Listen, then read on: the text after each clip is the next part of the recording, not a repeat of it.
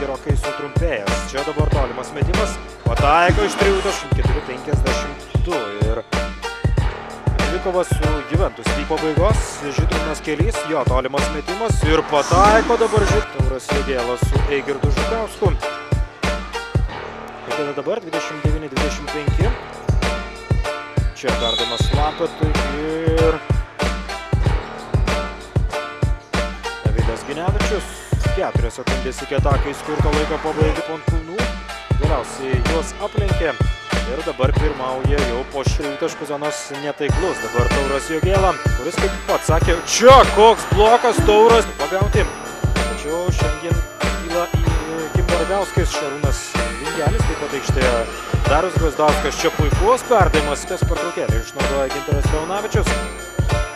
Čia tolimas metimas ir visa varžovo komanda šis Dzūkijos priekinės linijos krepšininkas. Dar vienas metitaškus, Gvazdauskas irgi 6, nes Gvazdauskas gerai veržėsi. Gvazdauskas gerai meta ir krepšininkui ne tik 12 taškų, tačiau ir 17 atkovotų kamuolių užsiginti. O Dzūkijos komandai pelnyti taškus ir įlipa į medį. Dabar, kaip sako krepšininkai, Dambrauskas greita ataka ir prie 3 taškų zonos. Dabar Tauras Jogėla, 3 sekundės lieka iki atakai skirto laiko pabaigos. Iško deficitą, tačiau turi kamuolį savo rankose. Staniulis iš po krepšio, puikios rungtynės. Dabar Nevėžis 12 ir 90 lieka iki pirmojo pratęsimo pabaigos. Čia pelno 3 taškus, dabar Šarūnas Kulevičius.